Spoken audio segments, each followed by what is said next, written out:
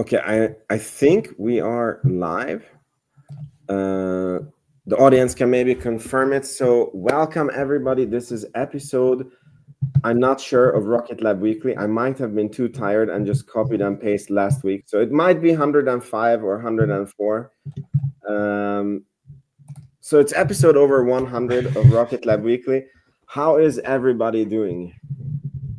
I was talking before the show. I'm in a bit of a rough state. We've had a interesting week between the two kids, and I might need to leave at any given time. The wife, bless her, she is I was out all day, and I came home, and she's just like, I need help today. So I told you guys I'd come on. So if I need to leave halfway through, that's what's going on. So we're all pretty sleep deprived, but it's like the dads in the audience, and you as well, Vince, you probably will agree, but it's like.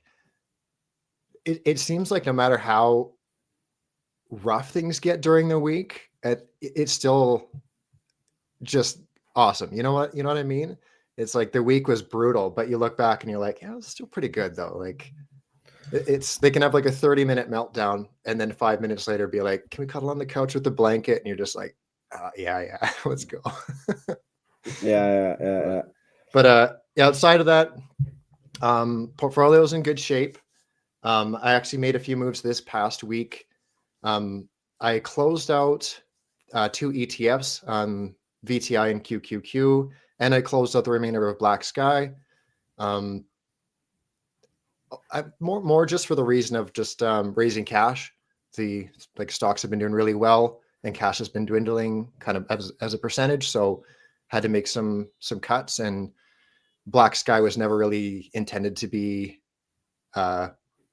married to, so to speak. So I was like, you know what, that's kind of the thesis has kind of played its part. I invested 13 months ago, kind of expecting either it was like more of a risk play. It was never a big position, but it was like they're either going to go bankrupt during that reshuffling, or it's kind of like a quote unquote easy 2x.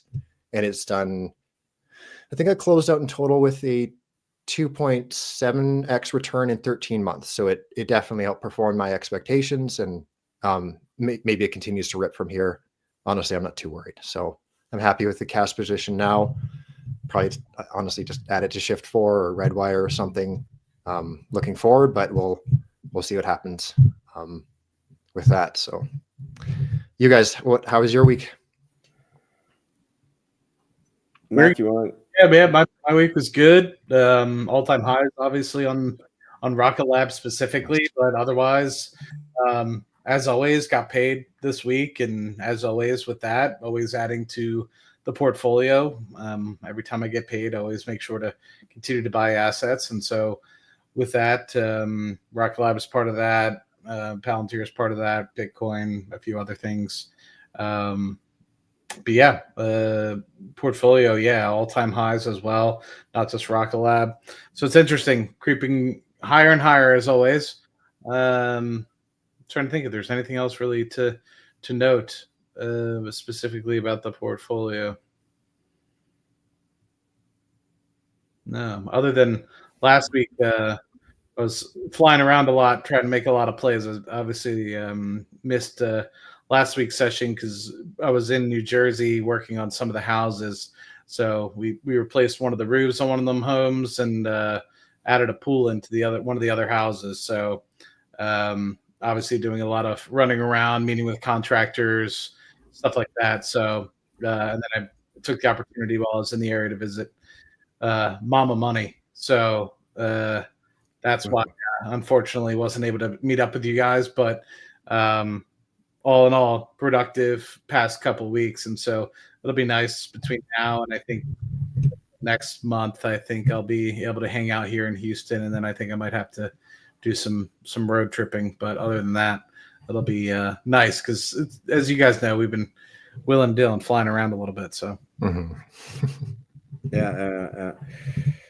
Yeah, I mean, this week has been pretty interesting for me. I had Sir Peter Beck repost one of my tweets, and I got quite pissed because, I mean, it was like ironic that this tweet, I can show you guys which tweet it was.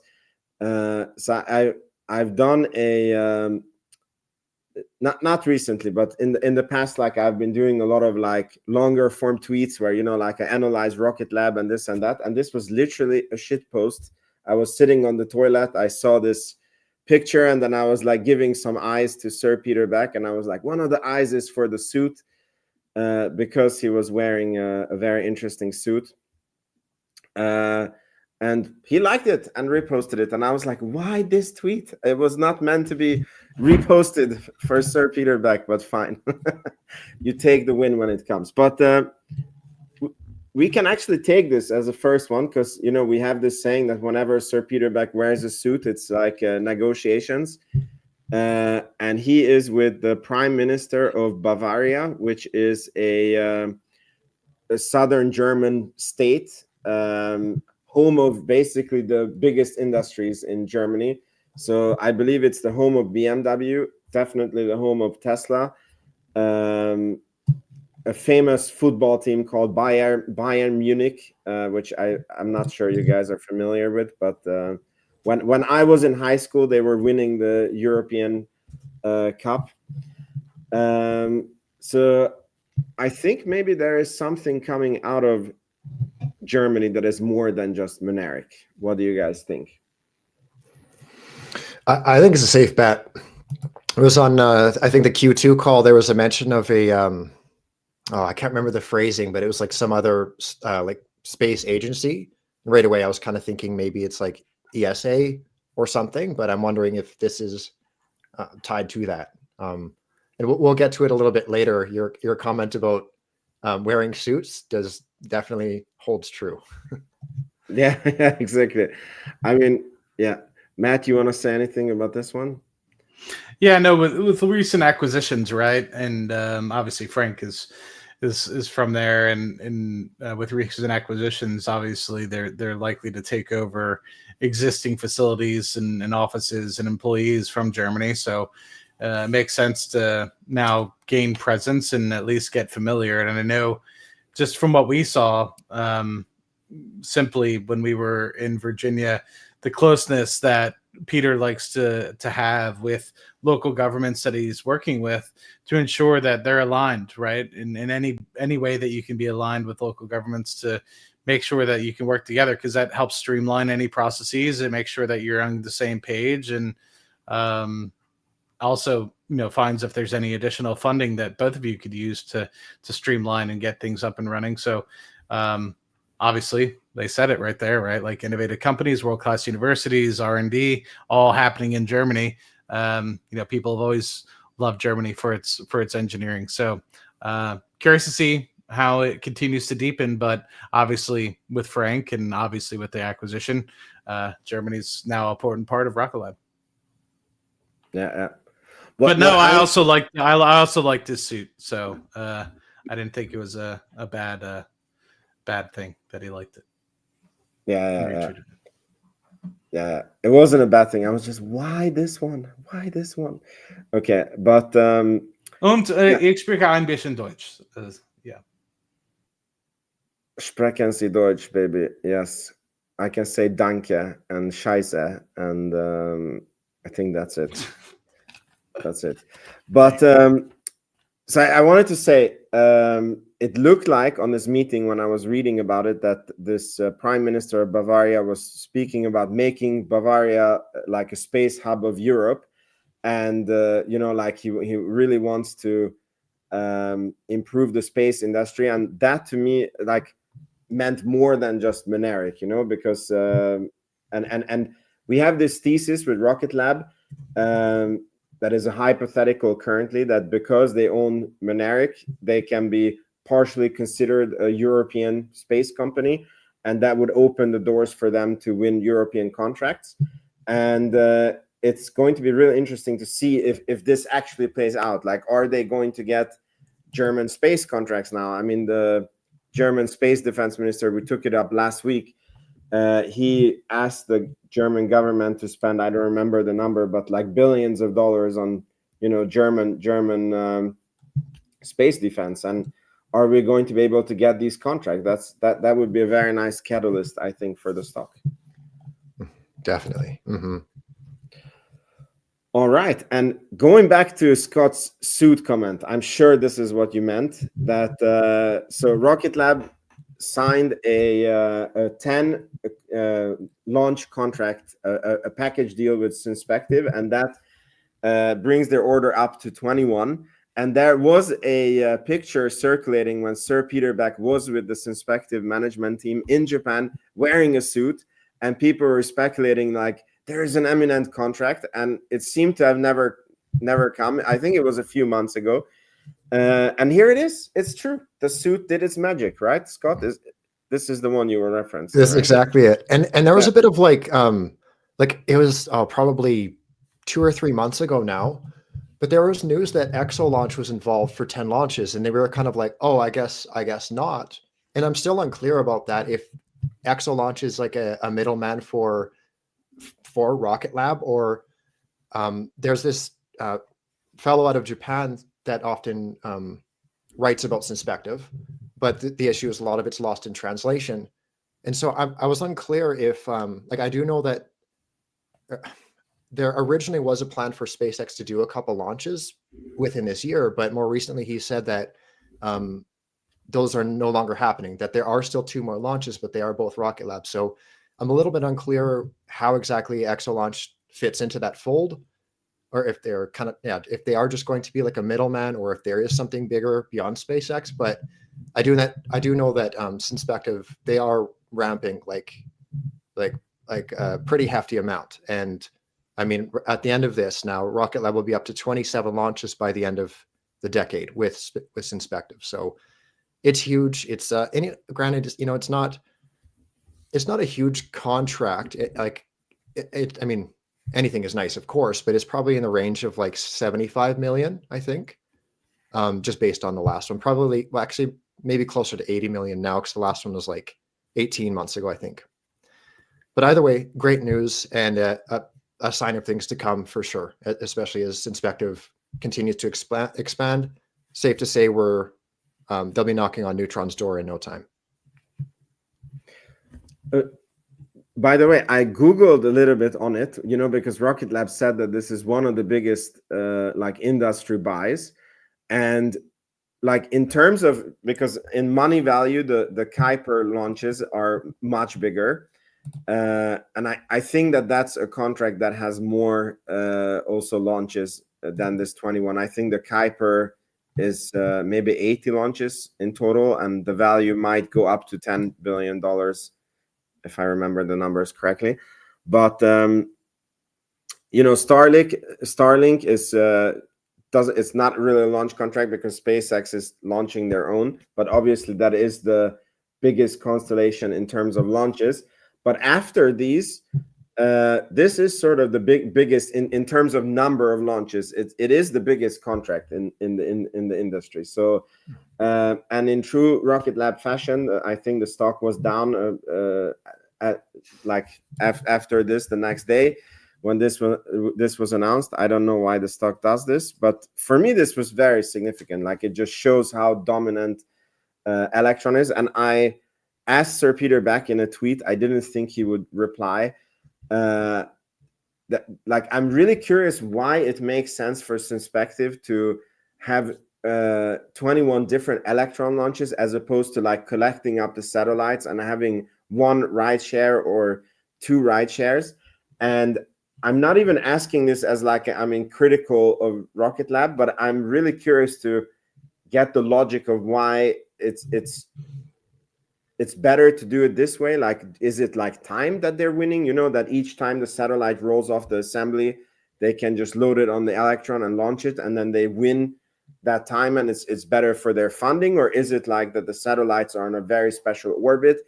And the reason why I would like to know the answer is, are there any other customers that have similar constellations with similar problems that would result in 20, 30 Electron launches? And if any one of you know the answer to this, please enlighten us also in the comment section.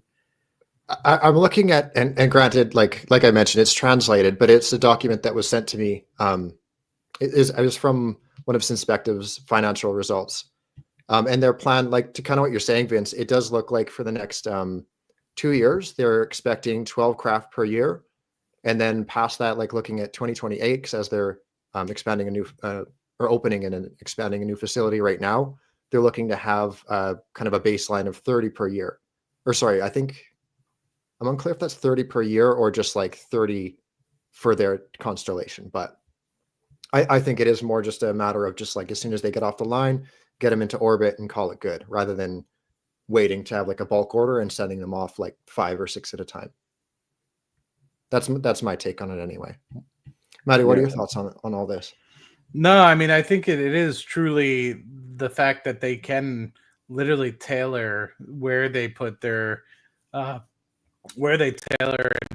satellites into space, where I don't think that it is important for a company like SpaceX. I mean, maybe not for other companies. And, I think that this is an entry point enough for a company like Rocket Lab that can take this, and the $8 to $10 million price range is enough where Synspective can pay that, versus being able to pay for a $65 to $75 million rocket. This doesn't make sense at the moment. And so I'm been curious to see, because I don't have this sort of knowledge as we ramp up to the Neutron, how the customer base will shape up, right? Is it really only going to be for constellations, or are we also going to figure out a way to be able to do rideshare missions with Neutron? And that's something that I've been trying to think about as well, because that could help increase the price tag as well. Because it's like, well,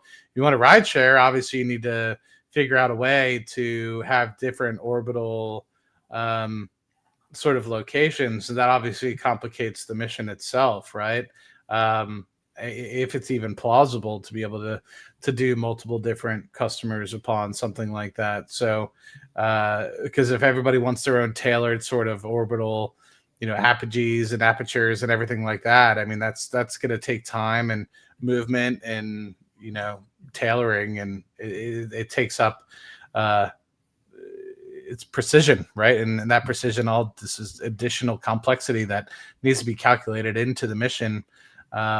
And so it's interesting, and I don't necessarily know if that's part of the reason why that these things are going to a company like Rocket Lab versus a SpaceX. But it's been successful so far, and excited to see how they go. And we've seen obviously over the past couple of weeks how it's fared out for HASTE, and I'm sure it's going to be topics for today.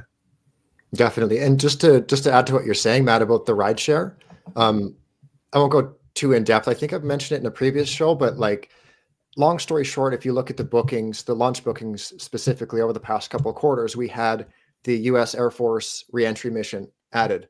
But if you also look at the other launches that were added, the Electrons, it seems to me that there's not a full a full Neutron price tag that was booked. So to make a longer story short, I'm under the assumption that is going to be part of a rideshare. But again, it's someone at Rocket Lab's probably screaming into the screen right now, like, "You idiot, you're wrong." But that's just kind of my understanding of the numbers. So I think we might get a rideshare maybe as early as next year already. Well, that'd be good clarity. I mean, being able to get that sort of clarity and understand would be awesome, because that would allow us to kind of understand a little bit more about what to expect. Because you think about it, it's like it's difficult to have multiple ride sharing missions on an Electron when you only have 330 kilograms to kind of send to orbit. But you have 15,000 kilograms to send to orbit, 30,000 pounds. It's much more capable. And if you think about the example that I've written in the past about with with SpaceX, where they have, upwards of 20,000 kilograms to be able to, and I think that they only use about 15% of that on average for their rideshare missions. It's like I think they only use like 3,500 kilograms or something like that on average. So a lot of that space, you're paying for it, but you're not actually getting usage out of it. If we're able to potentially sign off on some of that and be able to pay to, maybe you'd be able to still get a premium. You still have to I don't know. I'm not trying to chip people out, right? But also at the same time, it's like you add complexity, so you do need to charge them. So, anyway, I'm not saying you need to triple the amount of money you charge people for getting half the amount of the rocket. So you're trying to get like $200 million out of a $55 million normal launch, but you do need to charge some sort of premium. So if it's $75 million that you're trying to get out of a 55 due to the additional complexities of where you're trying to launch and etc. All that sort of stuff. I don't know. I'm very curious to see how it shows up. Yeah, we're gonna find out sooner or later. Cool. We go to the next one, and that is that we had a launch just on the last day of the quarter, which I believe was launch number 4. It was a haste launch, and I believe it was 2 haste launches within a 7-day period. And Scotto, you're the numbers wizard. So do you mind briefing us about how the launch went, how the launch systems did in Q3, and what is the expectation of Q4? Yeah, so we had 10 in the first half of the year. We have 4 in the third quarter. Just a quick side note on that. I'm under the assumption that revenue for Q3 is going to be around $38 million for those 4 launches. So Q3 might be a little bit shy in terms of revenue, but it also might be bolstered by the kind of bringing forward of space systems. Not sure how that'll pan out, but not that anybody's too concerned about one single quarter if you're invested in Rocket Lab. But looking forward, I'll just kind of go down the list. So we have Synspective that was originally supposed to be in September. That's probably just a month or 2 delayed because, like I mentioned, as of August, the plan is still for 2 more, so that it would be the September and then I guess December for Synspective. So 2 there. We have the LEO or LEO Pathfinder. That's the one with ESA. We have Mysterious. I mean, it's gone by many names now, but Jake, which I'm pretty sure that's hypersonics. I'm not too sure. We keep getting different names for haste launches, but I'm kind of under the impression that we'll get 2 more haste launches in Q4. We have BlackSky, potential of 3. Actually, I'm pretty certain of 3 that should all land within the quarter.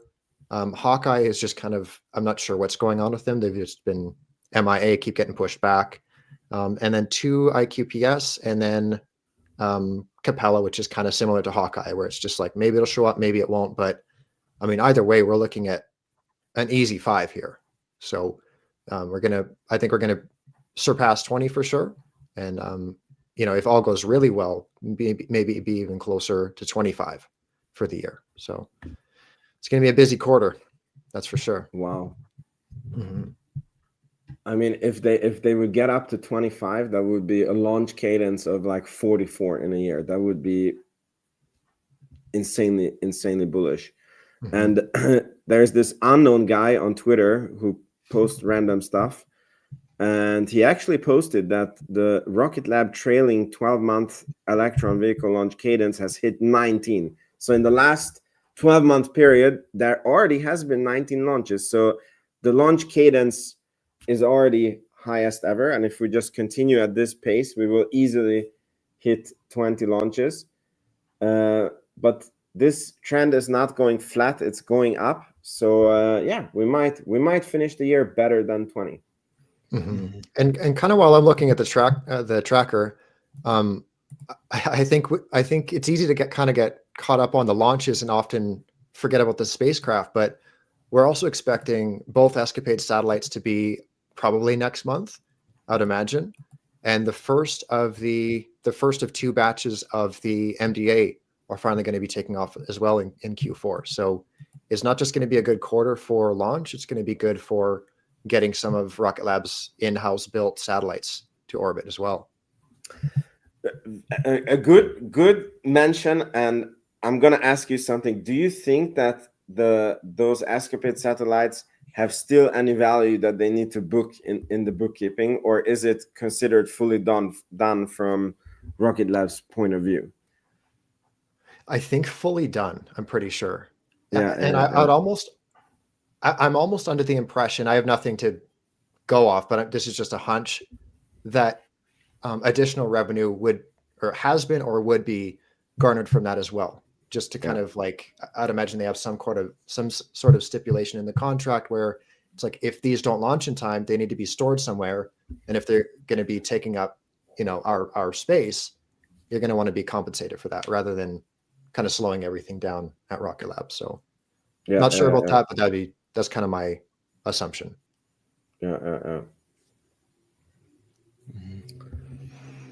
Matt, do you have anything to say on this random guy posting these charts?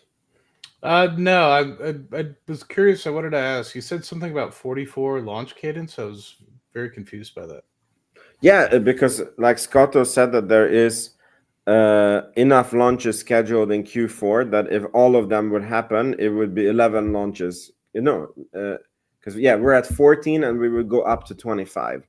So that would be like 11 launches this quarter, and 11 launches in one quarter is a launch cadence of 44 in 4 quarters. Got it. Okay. I thought you meant like as on top of this kind of 19-ish, if you were to. Got it. That makes sense. Cool. All right. So as Scotto was saying, the next news is ETA Space's Lockset rolls out to Rocket Lab for launch integration. So this is another space systems event that is happening. And Lockset, for those of you guys who don't remember, is a experimental fuel depot in orbit for NASA. It's a very interesting project, and it's going forward. I don't know if you guys have any additional comments on this one. Nothing too additional. No, I did see the assumption that this is going to go off right away, but this is mentioned to be in March as well. And like what you brought up here, Vince, this is a reiteration of March, so it's good. There's been a couple pushbacks over time, but it looks like March is still on track, March of 2026. So that's going to be really cool. Yeah, I think it's an important data point to be able to understand, because if you were to be able to try to refuel mid-flight, within being in orbit, or by trying to go to different planets or something like that, it allows you to kind of understand the capability. And obviously, liquid oxygen, it's obviously needs to be hyper cooled, and it's a different type of beast. So you definitely need to test these things with different systems and how you have that, without having direct energy connection to it. It's going to have to be solar powered, and will it be able to manage that, or will it be warmed up? And obviously, if it warms up, then pressure is obviously going to expand, and will it be able to withstand the pressures, etc., both externally inward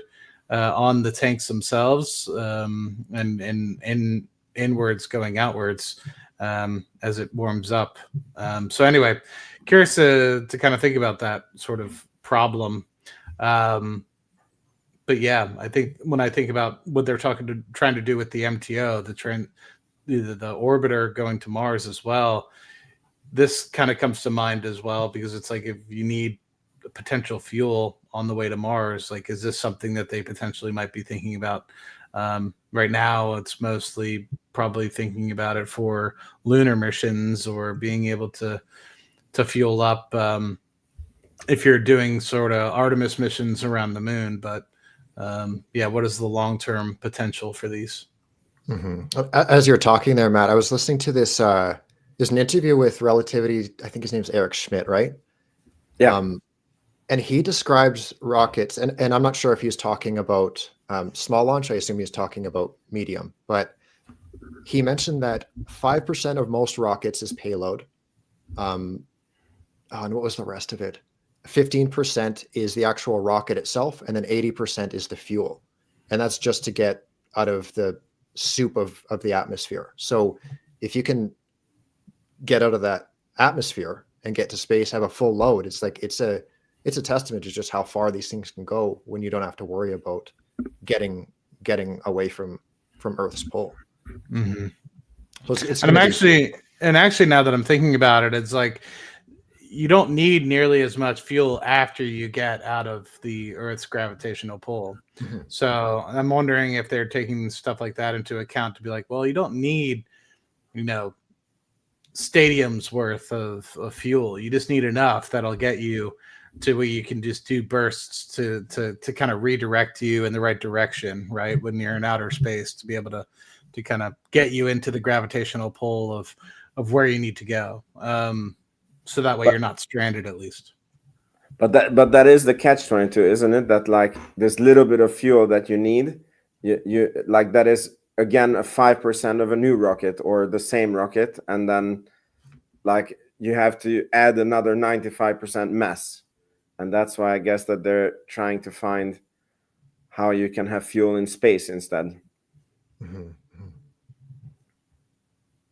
Yeah. All right. We go to the next one. This is a very interesting one. So Cantor and Fitzgerald analysis, Andrew Shepard reiterated an overweight rating at $54 price target on Rocket Lab USA. Keep in mind that this was on the 29th of September. And at that time, that was a brave bullish call because the stock was in the 40s. The stock has hit all-time highs and blew past this price target. I asked on Twitter if anybody has access to this because I'm curious how they, get to this number. Also to discuss it on the show. Do you guys have access to the paid version of this article? And if not, how do you think they get to this valuation?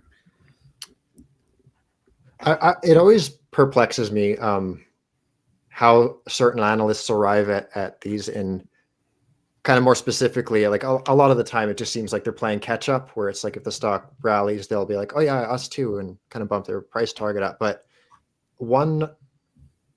I wouldn't hang my hat on it, but an interesting point about Cantor Fitzgerald is Rocket Lab's former, I think, head of investor relations, Colin Canfield, but he works at Cantor Fitzgerald now, and so maybe he has a bit of I mean, granted, he's been out for quite a while, but he is associated with Cantor Fitzgerald, which I thought was interesting. And to take it a step further as well, on July they made a call for Redwire for a price target of $28, and that's currently at, I think, 10. So take it with a grain of salt, I guess.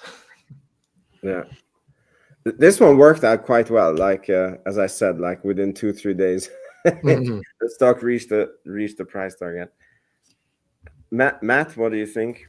Yeah, I mean, it always, you always have to have these as kind of with caveats, right? I mean, they're saying this is an overweight rating, meaning they think that's probably pricey where it's at and a $54 price target, but you don't necessarily know what that price target is. Is that where they think it should be today? Is that where they think it should be in a year from now? And that's part of the problem with some of these articles, like, price targets are always kind of tricky, and when you see them, it's people could say, oh, my price target is, and it's always, you always have to figure out what's the details behind it, because price targets can be very arbitrary, right? Yeah. Are you talking about today, tomorrow, next year, 10 years down the road? Are you talking about a terminal price target? So it's always pretty interesting when you say that, and I agree with Scott with respect to when sometimes these analysts, they always kind of just play catch up to save their own face. Yeah, and that's also why I was asking, because, for example, I remember when Dan Ives, back when Palantir way back was like $30, and he came up with the that Palantir should be $60 within 1 year, and everybody was like, what does he know that we don't know? And then I think, Matt, was it you and Amit or was it Arnie and Amit who ended up interviewing him? And then he was like, yeah, but you just put like a 40 price to sales on their optimistic forward earnings. And then it was kind of like, I got a bit disappointed that it was like overly simplistic. It did work out brilliantly, but I'm like, he's doing it this, full time. He's managing, I don't know how much money, but a lot of money. And I'm like, it's so overly freaking simplistic. And this is why sometimes I don't like the tweets when people are like, listen, Rocket Lab, $100, Mark, save this tweet. In 2025, it's happening. Like, I'm very happy if it does, but can you explain, like, is it like a gut feeling that you're having, or, like you ate a Chinese cookie and it said it there? Or are you like calculating that, like they're going to reach these sales targets and this is the margin they're going to have? Or, yeah. So I'm just very curious how the investment bank sees Rocket Lab now and like how they come to these numbers. I mean, I think it always. Sometimes I think people make it too complicated, right? So I hear what Dan Ives is saying to a respect, and no, it was not me, but Dan Ives and I have I think we have a very special connection because we're both Penn Staters, but it's not looking very good for the past 2 weeks for Penn State. So that's a different story for a different day. But sometimes I think some people just try to put too much into it, and in reality, they need to just think, well, what is the true potential of something like this? And that's what I always said about Palantir, right? Like, people are like, oh, why would you ever pay X for this or Y for that? And it's the same thing for Rocket Lab. It was a no-brainer paying $2 billion market cap for a company that had already launched 17 times when it when it reverse SPAC'd. Or reverse merged, sorry, and SPAC'd back in 2021. It was like, okay, you mean to tell me these guys have a realistic opportunity to potentially be something that's worth 20 billion plus? Okay, I'm gonna buy it, right? So I don't know. I think that sometimes you could say a bunch of different ways, but I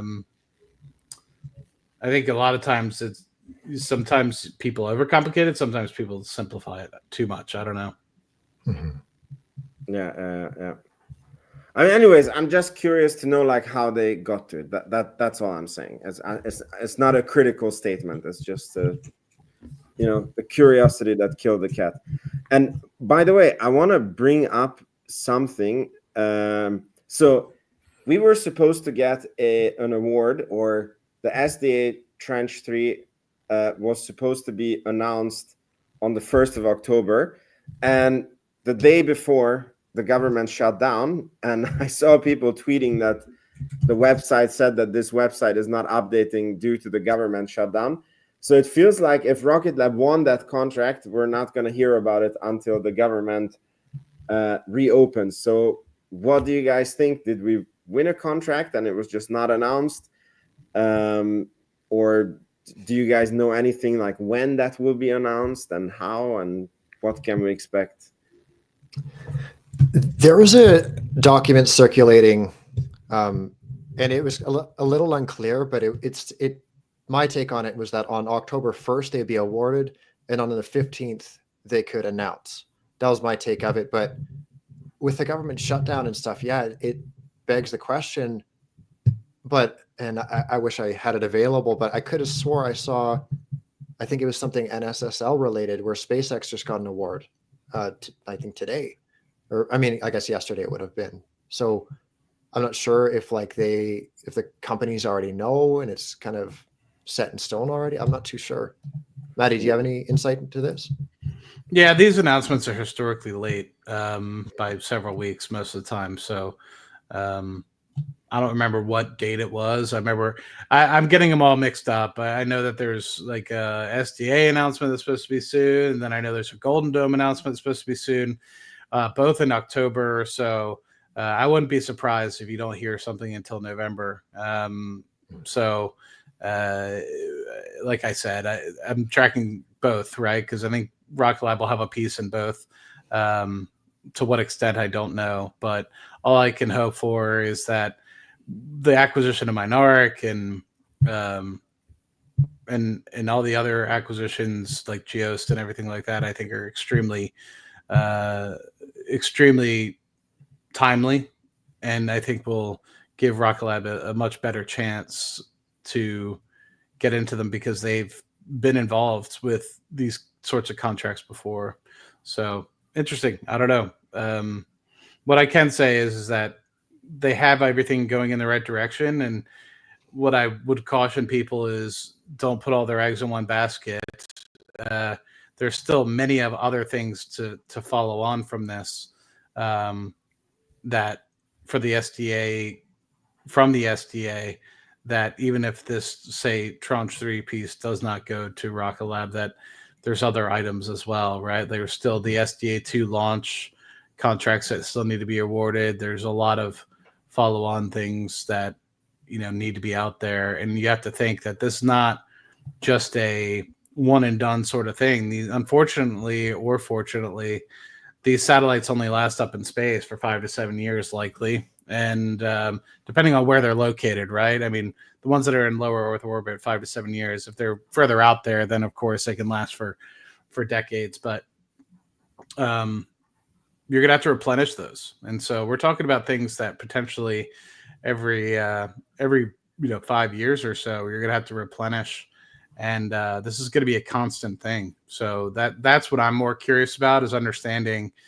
on a long-term basis the cadence and how much awards are actually going to be awarded for these things, because you're talking thousands of satellites. So I'm kind of sitting here at how much has already been awarded, how many per annum are going to have to be replaced, and that's what something I want to probably sit down and figure out, because I think that is going to help try to understand, because then you start putting, okay, is Rocket Lab going to get 10%, 20%, 30%, and then you can start to really think, okay, terminally, what does this mean for Rocket Lab? And if they're able to launch, say, 10, 20% of these 1,000 a year, anyway, sorry, I went off on a little tangent there, but. No, it was good. It was good. And just exactly as you said, that was also a thought I had on the Synspective contract, that this was like 21 launch contract, and they're like launching a low Earth orbit constellation. And as Matt said, that will also have to be replenished. So maybe we will keep seeing, this 21 contract, like we launched the 21 and then we get the contract again to replenish the satellites. So yeah. All right. So now the next topic is that, so we talked about contracts we didn't win, and now let's talk about a contract that we did win.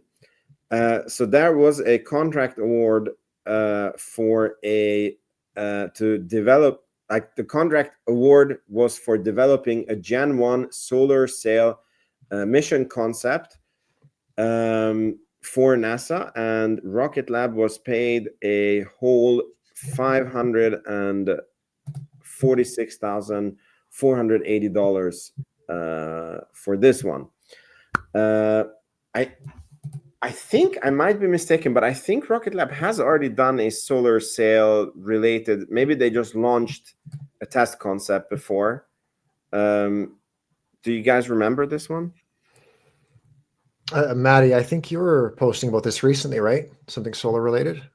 Nothing with respect to this particular contract, but I think what I have been talking about was that Solero and their legacy contracts or previous contracts was obviously part of the James Webb telescope, and then also the part of the helicopter that was sent on the Perseverance rover on Mars. And so obviously, if anybody has solar experience in space, it's Rocket Lab.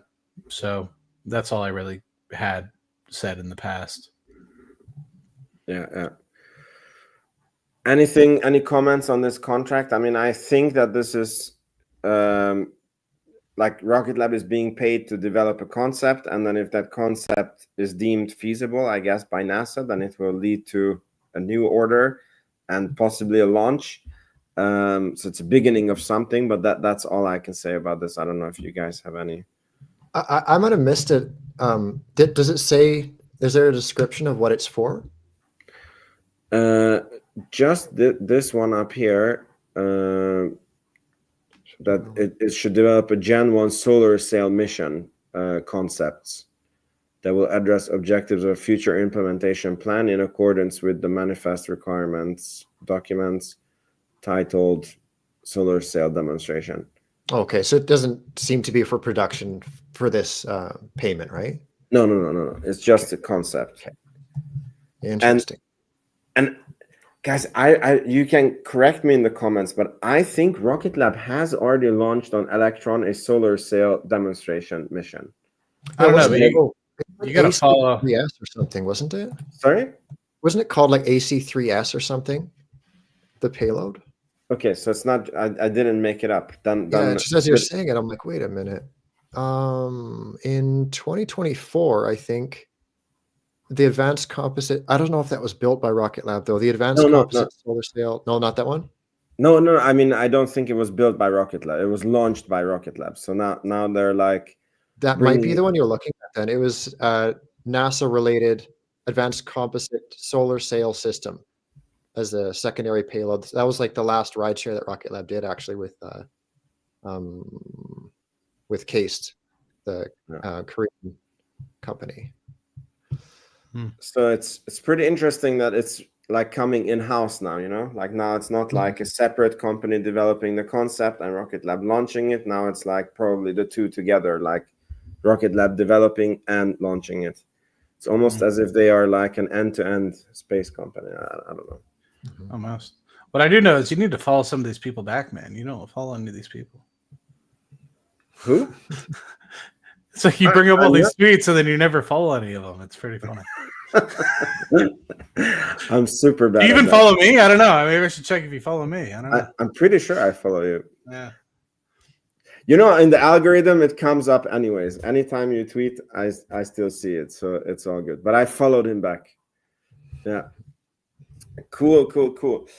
So this was all the Rocket Lab tweets, but this week, or Rocket Lab news, but this week there is some very interesting things that also happened in general in the space industry. Hey Vince, before we move away from Rocket Lab. Yeah. Okay, I got to share a rumor with you guys. Take it with a huge grain of salt, okay? Because I'm going to say it, and you guys are going to be like, hold on, where's my tinfoil hat? Yeah, I know, right? Okay, so the only reason I'm bringing it up, because again, I was told this, and I'm like, no. But the person I'm hearing it from. Let me guess, acquisition rumors. No. Okay. So I'll speak more about it offline because I don't want to get the associates in trouble. But the rumor is, at some recent conference, there was a mention that someone has signed on with Rocket Lab, and that someone is not surprising. But the kicker is that it's for a 500 kilogram payload on an upgraded Electron. All right. So like I said, when I was told, I'm like, if it wasn't coming from this person, I'd be like, no, not buying it. But take it with a grain of salt. That's so interesting. So I don't. God, where is my tinfoil hat? Because I remember, like, when I literally was sitting there, I forget who I asked. Was it? I mean, the upgraded Electron is not such a big stretch, no? Like, I mean, it's like they keep getting more and more efficient, and I think we started at 200 something kilograms. We're up to 320. It's believable. I'm with Matt. I'm not sure you have to have a tinfoil for this one. But I feel like I asked. I don't know if I asked somebody that was at Rocket Lab, or maybe you guys remember because you were there. Maybe it was a conversation between all three of us. But it was like when we were in person in Virginia. I remember asking, and maybe Doug or Dave remembers this. I was asking specifically, like, would there be an opportunity to kind of redesign with what we find out from Neutron to be able, not for the engine swap for the Archimedes or anything like that, because that was kind of debunked, very early because of, it being able to be too powerful and obviously just not work. But basically the fact that you'd be able to just reconfigure Electron, and the answer was kind of like, not really. I don't remember what the answer was, but it just didn't seem like the answer was we're not really thinking about it to an extent. Mm-hmm. It's kind of ringing a bell, and like, yeah, it seemed like it was kind of like what you see is what you get, but I don't know. To jump from like 325 kilograms to 500 is like, that's huge. So I don't know. Yeah. It's if it's so funny because we talked about this mass thing, right? So the 500 kilograms is 500 times 0.05. If they can take out 25 kilograms of mass out of the rocket somehow, then they don't need 400 something kilograms of fuel. It's crazy when you count like this, no? Mhm. So if they found, I don't know what they can make better on that rocket, like let's say the like, you know, the batteries for the electric pump, like if they can get like something that has a higher energy density, and then I don't know, it's not such a stretch. Mhm. Mhm. Yeah, I don't remember. I remember asking that question though, and I feel like maybe it was just a conversation. But I'm glad to hear it. I would love to see that because I know that if you think about it, Firefly has 1,000 kilogram rocket, and you think about it, it's like, well, if you could almost have two variants, almost like, I don't know if that would help or hurt, right? Because obviously, the more variants you have, the more systems you need. You know, do you lose efficiency? I don't know, but And like I V think Curtis Leo said it. is I think Curtis said it well. Like if you just have a second, like if you just have like almost like what they're doing with Neutron, right? How they almost have like a the first stage is in two almost. Mhm. So it's like if you almost have like anyway. It's so interesting what you guys are saying, because you know there's three ways to reach the 500 kilograms. Like one is you make the rocket bigger, two is you take mass away from the existing rocket, and the third one is that it's not going to Leo but V Leo. exactly. So, Yeah. yeah. So all three is, yeah, very very interesting, because like on the haste, I'm sure that the electron is not 320 kilos because it doesn't go to space. Like maybe there it's like 1,000 kilos. I don't know, Mhm. because Sir Peter Beck has said that the like electron goes Mach 20 something, and for haste you need like Mach 7 or 8, Mhm. which is like way below what. So maybe for haste, like the electron is maybe even like 1 or 2 tons it can. I don't know. Yeah, I've always wondered that because we've never really gotten clarity. I don't know if you have that clarity, Scott. Like because you're not actually going out of orbit; it's suborbital. So I've wondered, but at the same time, you're flying a different trajectory.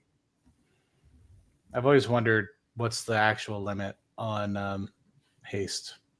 Mhm. Yeah, yeah. Well, next time we ask them when Mhm. we meet. But just to segue into what Matt was saying, you used very strong words. You said Firefly has a 1,000 kilogram rocket, uh, and that's some very strong words. Had Had exactly.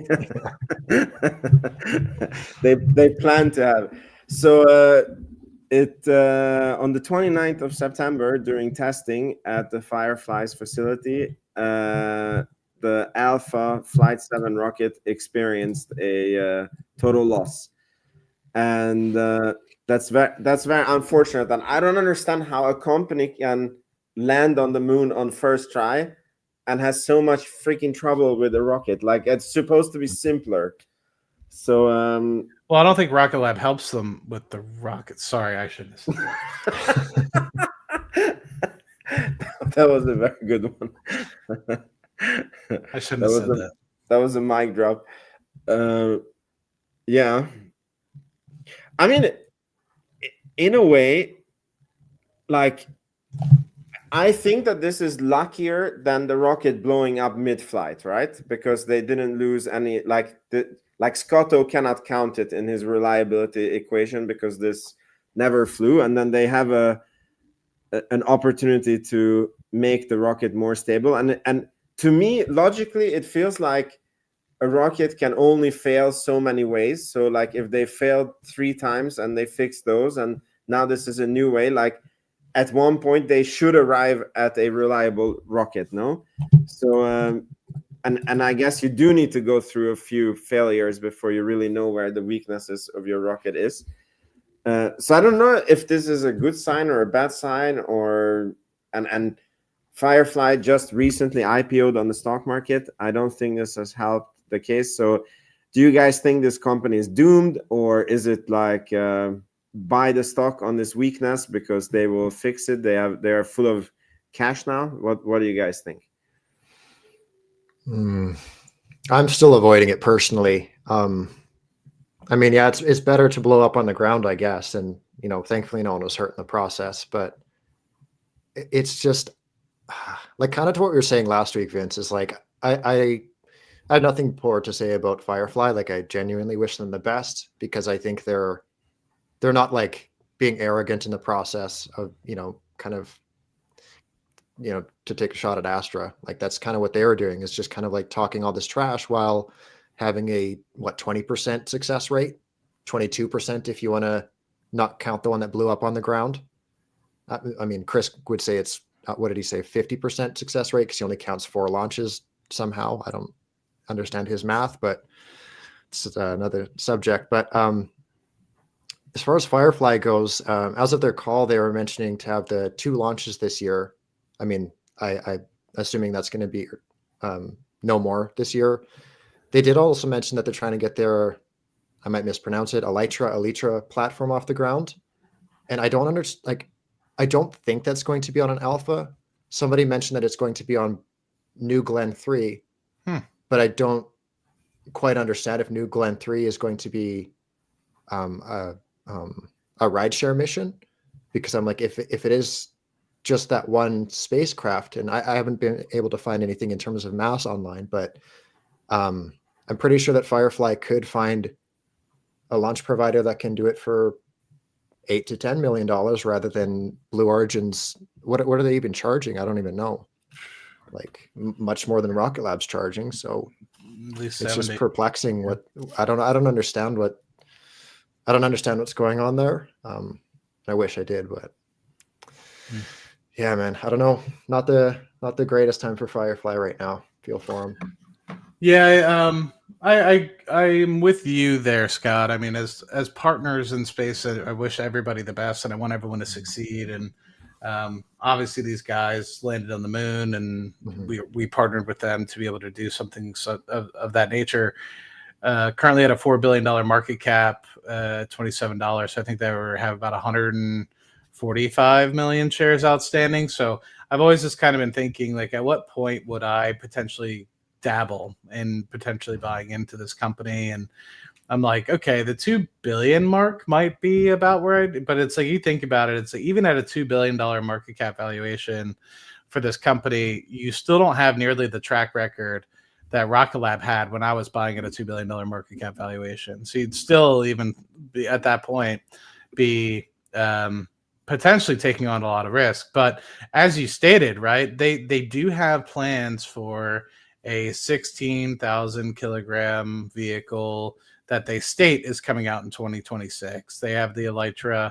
They have the lunar lander that obviously they have the 4 contracts associated with NASA. So they have 3 additional missions that are going to happen with that.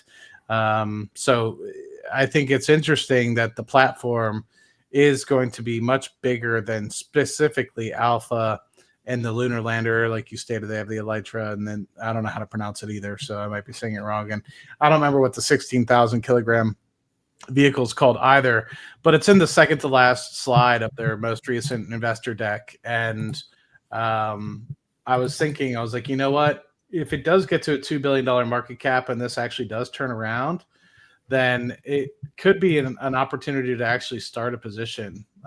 Because if it does work, right? I mean, where would that end up? Would it be a $10 billion, $20 billion company? I don't know what the answer is, but of course it still has a lot of hair on it. I see where people are going though. Like, obviously, if this was a 500 million or $1 billion organization, that's a little bit more enticing than 2 billion. 2 billion, I still think, has a lot of hair. Like Rocket Lab, 17 launches in, $2 billion market cap. That's a no-brainer, right? Firefly, 6 launches, sorry, a lot of which have been very murky. 1 lunar landing with the help of Rocket Lab. Always want to throw that one in there. $2 billion market cap, very different. So Anyway, just some food for thought. Mm-hmm. And one thing I forgot to mention as well is like the elephant in the room now is Victus Haze. So I'm not sure if Taxat has to be Firefly's next launch, because I mean we're looking at what, like late 2025, maybe early 2026, and I just don't know, man. It's curious to consider what happens to Victus Haze now. Like, I don't know. Yeah, we're going to see. Yeah, the next one in the wide space industry, I want to show you guys a clip. I don't know if we should. And so look, Blue. Was there sound now? Mm-hmm. Yeah. Okay. Then we play this clip. And so look, Blue Origin, we're at the end of this month, or maybe the first week in November, we're going to launch our New Glenn vehicle, and we're sending NASA's Escapade satellite into orbit around Mars. So that's about to happen. We are building a lunar lander that is going to land on the moon here in just a few years, and also very exciting. It's hydrogen powered. We developed being 20-degree Kelvin, very, very cold, 20 degrees above absolute zero, 20-degree Kelvin electric-powered, solar-powered cryocoolers, so that we can keep liquid hydrogen liquid and have it be a storable propellant in space. This is very hard to do. We already have made amazing progress on it, because hydrogen is the highest performing fuel for rocketry, for space travel, but it has this problem that it has to be kept so cold that historically it hasn't been able to be used on deep space missions because it just boils away. So we're solving that problem, making hydrogen a storable fuel. We are doing R&D into how to build solar cells from lunar regolith on the surface of the moon. Because if you're going to go to the moon and stay on the moon, you need to be using the resources of the moon. You need to be harvesting the moon to make that cost effective. So the moon will be a launch pad. The moon is a gift from the universe. It's so close to Earth. It's only 3.5 days away. We can launch and get to the moon anytime. Unfortunately, to get to other planetary bodies, they have very rare launch windows. Mars, you can go to Mars once every 26 months or so. And so the moon is really a gift, and it has a very low gravitational field, only 1/6 of Earth's, which means it takes about 30 times less energy to lift a kilogram of mass off the moon than it does to lift it off the Earth. So we can use the moon as a rocket fuel depot to go to the rest of the solar system. One of the things that's going to happen in the next, it's hard to know exactly when, it's 10 plus years, but I bet it's not more than 20 years. We're going to start building these giant gigawatt data centers in space. So these giant training clusters, those will be better built in space because we have solar power there 24/7. And it's and the solar power there are no clouds and no rain, no weather. So you can build. We will be able to beat the cost of terrestrial data centers in space in the next couple of decades. Okay, this is the part. I'm sorry, it was a bit long, but this is the part that I wanted to show, that he thinks that in 10 years, we're going to have data centers in space because A, it makes more sense, and 2, they're going to beat the price. And he's not the first guy I hear talking about this. And do you guys think that this is a potential business opportunity for Rocket Lab and space infrastructure? How real do you think this is? Because it's not anyone saying it, right? Like, this guy is at the cutting edge and he has the money to make it happen. So yeah, what do you guys think about this? I mean, it's interesting to think about. I've never put too much weight into this just because it just seems like such a far off project. But typically when I've heard data centers in space, I always thought that meant like on a satellite or something. I don't know why I thought that, but to have them on the surface of the moon is a interesting endeavor. But I'd be curious to know the math behind that and how it would be cheaper for them to be operating on the moon rather than on Earth. No, I think he says space. Like he talked about making solar cells on the moon, and the data centers would just be in space. So the data Right. centers would be on a satellite? I mean, like, I think it would be like a huge, like, because have you seen the data centers? Like, for example, that Tesla has been posting, like it's like a warehouse with, Mhm. like, I think that's what would be in space, and it would be like, I don't know if you can call it a satellite. It would be like a station. Mhm. Yeah, I don't know. I don't have too much to say about it. I don't know. It's an interesting. So to one think of the key about. things, at least that I think about as somebody that works in the energy industry, is that the problem with solar is that you don't get full capacity out of it 24/7, as you would with like a nuclear coal power plant or something of the like. You only get it when there's daylight out. And so I'm trying to think, if you were to put it on the moon, I don't necessarily, there's the dark side of the moon, but then there's the side of the moon that is always, generally speaking, I don't know. Is there a side of the moon that's always kind of facing the sun? I'm trying to remember how that works. But I do think he means it's in space, like not on the moon. Like Yeah. it would be, because he specifically says that you can get 24/7 solar, and that's not like, because on the moon I believe it's like 2 weeks daylight and 2 weeks night, and I don't think that would work with the solar. Interesting. This might be a stupid question, but are these data centers for training or for storage of data? He didn't say. I thought that it was like AI related. Okay. That was my guess. Okay. Let's make a pact. We ask Sir Peter back next time we speak with him. Like, what is, because I'm also very curious about the math of this. Like, how does he come to the math of this, that it's like cheaper to? Mhm. Yeah. Maybe it's cooler as well. Yeah. You don't have to pay for cooling. Maybe that's part of it. And maybe you can manufacture it on the moon, and then it will be much easier to launch it like into space from the moon. Okay. Because I don't know. it's so much less. So, yeah. Okay. So it gets back to. But like, you wouldn't be factoring in the cost of building a lunar base in that, I'd imagine, right? It's probably just like, yeah, if everything was set up and we had a factory on the moon, it'd be nice and cheap. Okay, This is but such a funny hypothetical concept. Yeah, if NASA pays for a moon base that manufactures NVIDIA chips, then it's pretty cheap. Yeah, exactly. Yeah. Cool. All right. Yeah, I think this is a good point to end here. We went a little bit over 1 hour. Yeah, I enjoyed this week very much. Thank you guys for being here, and thanks for the audience for being here. I don't know if you guys want to say any last things before we end off. No, just thank you for having me. Thank you guys for being here.